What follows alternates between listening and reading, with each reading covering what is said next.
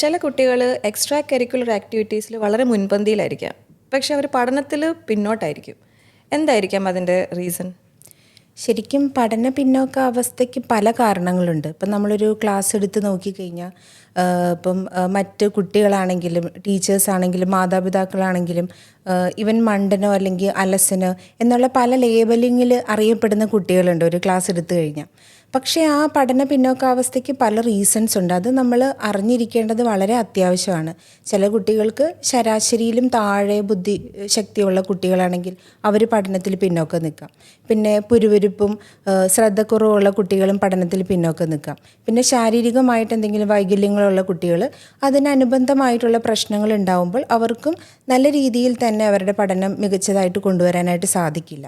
പിന്നെ മറ്റ് വൈകാരിക പ്രശ്നങ്ങളുള്ള കുട്ടികൾ, എന്തെങ്കിലും ഉത്കണ്ഠയോ അല്ലെങ്കിൽ ഏതെങ്കിലും രീതിയിലുള്ള ഭയമോ, അതായത് സ്കൂൾ അന്തരീക്ഷം ഭയമുള്ള കുട്ടികളുണ്ട്.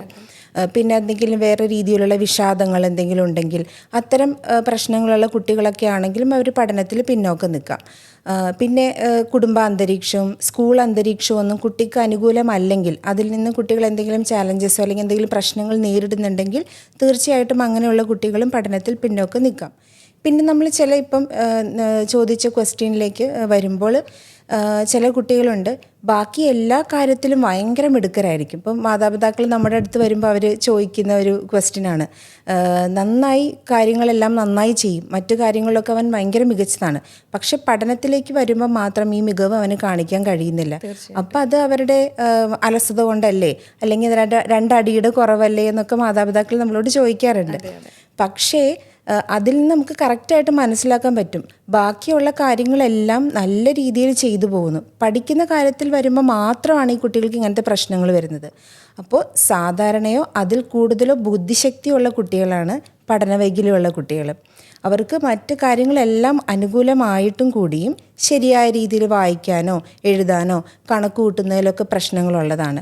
ഇത് ജന്മനാ വരുന്ന നമ്മുടെ നാഡീകോശങ്ങളുടെ ശരിയായ പ്രവർത്തനം മൂലമല്ലാത്തത് കൊണ്ട് വരുന്ന ജന്മനാ വരുന്നൊരവസ്ഥയാണ് പഠനവൈകല്യം എന്ന് പറയുന്നത്. അപ്പോൾ പഠനവൈകല്യമുള്ള കുട്ടികളാണ് ഇതേ രീതിയിൽ ബാക്കി എല്ലാ ഏരിയയിലും മികച്ചതായി നിന്നിട്ട് പഠനത്തിൽ മാത്രം പിന്നോക്കം നിൽക്കുന്നത്. അങ്ങനെയാണെങ്കിൽ ഈ പഠന വൈകല്യം നമുക്ക് എങ്ങനെ കണ്ടുപിടിക്കാൻ സാധിക്കും? ഇത് കുട്ടികൾക്ക് നമ്മൾ നേരത്തെ പറഞ്ഞ പോലെ തന്നെ കുട്ടികളുടെ വായനയിലും എഴുത്തിലും കണക്കിലുമാണ് ഇത് മെയിൻലി ബാധിക്കുന്നത്. അപ്പോൾ ഇപ്പം അധ്യാപകർക്ക് തന്നെ ഇപ്പോൾ ക്ലാസ്സിൽ പല രീതിയിലുള്ള ടെസ്റ്റുകളൊക്കെ വരുമല്ലോ.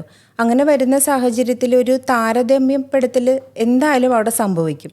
അപ്പോൾ മറ്റു കുട്ടികളെ പോലെ തന്നെ ഈ കുട്ടിക്ക് പെർഫോം ചെയ്യാൻ കഴിയുന്നില്ല എന്നുള്ളത് അധ്യാപകർക്ക് മനസ്സിലാക്കാൻ പറ്റും. അതെങ്ങനെയെന്ന് വെച്ചാൽ ഇപ്പോൾ വായിക്കുന്ന സമയത്ത് നമ്മൾക്ക് ശ്രദ്ധിക്കാം, ഈ കുട്ടികൾക്ക് അക്ഷരങ്ങളുടെ ശബ്ദങ്ങൾ അറിയാതെ കൂട്ടി വായിക്കാൻ പറ്റുന്നില്ല. ഇത് വായിക്കുകയാണെങ്കിൽ തന്നെ പെറുക്കി ആയിരിക്കും ഇവർ വായിക്കുന്നുണ്ടാവുക. ഈ വായിക്കുന്ന സമയത്ത് തന്നെ അക്ഷരങ്ങൾ വിട്ടുപോകും, വാക്കുകൾ വിട്ടുപോകും, വായനയിൽ തന്നെ ഒരു വരി തന്നെ ചിലപ്പോൾ ഇവർ വിട്ടുപോകും. ആദ്യത്തെ അക്ഷരത്തിൻ്റെ ഒരു വേർഡിൻ്റെ ആദ്യത്തെ കുറച്ച് അക്ഷരങ്ങൾ കാണുമ്പോൾ അത് ഊഹിച്ച് വായിക്കാനായിട്ട് ശ്രമിക്കും. പിന്നെ വായിച്ചു കഴിഞ്ഞിട്ട് അതെന്താണ് വായിച്ചതെന്ന് മനസ്സിലാക്കാൻ പറ്റാത്തൊരവസ്ഥ വരും. ഇതാണ് പൊതുവെ വായനയിൽ കണ്ടുവരുന്ന പ്രശ്നങ്ങൾ. പിന്നെ എഴുത്തിലേക്ക് വരുമ്പോൾ നമ്മൾ ശ്രദ്ധിക്കുമ്പോൾ ചില കുട്ടികൾ പെൻസിൽ പിടിക്കുന്നത് തെറ്റായ രീതിയിലാണ്. ശരിക്കും അതൊരു ട്രൈപോഡ് ആംഗിളാണ്. ഇത് 3 വിരലുകൾ ചേർത്ത് വെച്ചിട്ടാണ് നമ്മൾ പെൻസിലും പേനയൊക്കെ പിടിക്കുന്നത്. അത് തെറ്റായ രീതിയിലായിരിക്കും കുട്ടികൾ പിടിക്കുന്നത്. എഴുതി വരുമ്പോഴേക്കും അക്ഷരങ്ങളുടെ ശരിയായ ഫോർമേഷൻ ഇല്ലാണ്ട് വരുന്നു.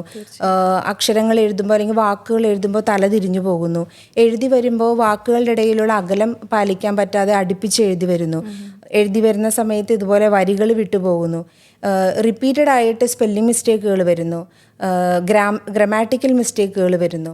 ഇത്തരം പ്രശ്നങ്ങളാണ് എഴുത്തിൽ സാധാരണ കണ്ടുവരുന്നത്. ഇനി കണക്കിലേക്ക് വരികയാണെങ്കിൽ ചെറിയ ക്ലാസ്സിലാവുമ്പോൾ ഈ കുട്ടികൾക്ക് കൺസെപ്റ്റ് ഫോം ചെയ്യുന്നത് വളരെ സ്ലോ ആയിട്ടായിരിക്കും. അതായത് സൈസ്, ഷേപ്പ്, കളറ്, കൗണ്ടിങ് അതെല്ലാം വളരെ സ്ലോ ആയിട്ടായിരിക്കും ഇവർ പഠിച്ചെടുക്കുക. കുറച്ചും കൂടി കഴിയുമ്പോൾ അടിസ്ഥാനപരമായി വരുന്ന നമ്മുടെ അഡീഷൻ, സബ്ട്രാക്ഷൻ, മൾട്ടിപ്ലിക്കേഷൻ അത്തരം കാൽക്കുലേഷൻസൊക്കെ കുട്ടികൾക്ക് തെറ്റായിട്ട് വരാറുണ്ട്.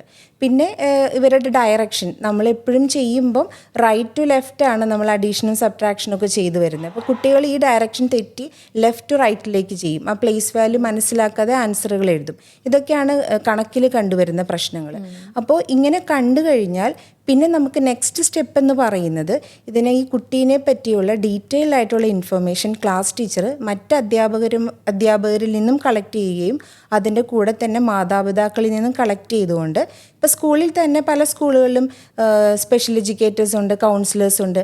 അപ്പോൾ അവരുടെ സഹായത്തോടു കൂടി പ്രൊഫഷണൽസിൻ്റെ ഹെൽപ്പ് വേണോ വേണ്ടയോ എന്നുള്ളത് ഉറപ്പുവരുത്തുക. അങ്ങനെ വേണമെന്ന് തോന്നിക്കഴിഞ്ഞാൽ നമ്മൾ പ്രൊഫഷണലിൻ്റെ അടുത്തേക്ക് കുട്ടിയെ റെഫർ ചെയ്യുകയാണ് വേണ്ടത്. റെഫർ ചെയ്യുമ്പോൾ ഒരു പ്രൊഫഷണൽ ആദ്യം ചെയ്യുന്നത് ഈ കുട്ടിയുടെ ബുദ്ധിശക്തി സാധാരണ രീതിയിലുണ്ടോ, അതായത് ആവറേജ് ലെവലുണ്ടോ അതല്ല അതിൽ കൂടുതലുണ്ടോ എന്നുള്ളത് ഉറപ്പുവരുത്തും. IQ ടെസ്റ്റിലൂടെ ഇൻ്റലിജൻസ് അസസ് ചെയ്ത് നമ്മളത് ഉറപ്പുവരുത്തുന്നു. അതിനുശേഷം നമ്മൾ മേൽ പറഞ്ഞ രീതിയിൽ കുട്ടികളുടെ റീഡിങ്ങും റൈറ്റിങ്ങും മാത്സും ഒക്കെ ഏത് ലെവലിലാണ് നിൽക്കുന്നത് നോക്കും. അത് ഒരു 3ാം ക്ലാസ്സോ അതിന് താഴെയാണ് കുട്ടിയുടെ ലെവൽ നിൽക്കുന്നതെങ്കിൽ, അതായത് ഇപ്പോൾ ഒരു 6ാം ക്ലാസ്സിൽ പഠിക്കുന്ന കുട്ടിയാണെങ്കിൽ ആ കുട്ടിയുടെ പെർഫോമൻസ് 3ാം ക്ലാസ്സിലെയോ അതിൻ്റെ താഴെയാണ് നിൽക്കുന്നതെങ്കിൽ നമുക്ക് സ്ഥിരീകരിക്കാം ആ കുട്ടിക്ക് പഠനവൈകല്യം ഉണ്ടെന്നുള്ളത്.